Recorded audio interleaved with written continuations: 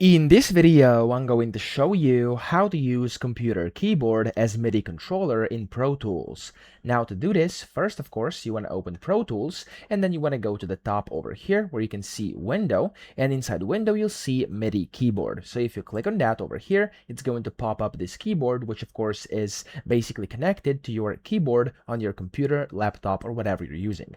Now to pull this up, you could also press Shift plus K on your keyboard and it's going to open up automatically without you having to manually find it, okay? Now in here, as you can see, it's pretty kind of self-explanatory which keyboard button does what. So we have A as the F, G, H, J, K over here, and then we have W, E, T, Y, and U over here. And then if you go Z over here, it's going to switch the octaves, as well as if you go X over here, so you can go up and down the octaves. And then if you use C and V over here, V is going to up the velocity, and then C is going to basically make it lower, okay?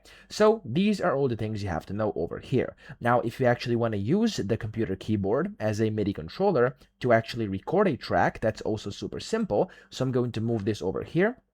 What you want to do is you want to go to track and then new, and you simply want to create a new track, but this time it's not going to be audio but MIDI track. Here of course you can give it a name and stuff like that, and I'm going to click on create.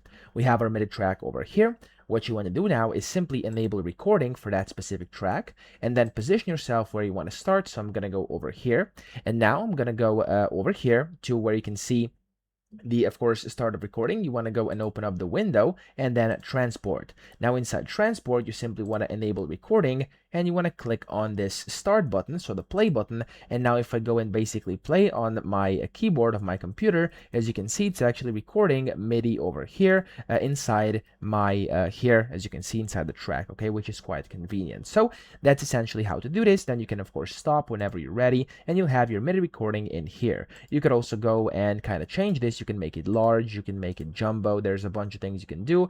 And yeah, that's really all you have to know to use your keyboard as MIDI. So I hope this video helped you out. If it did, please subscribe to the channel and help me out as well.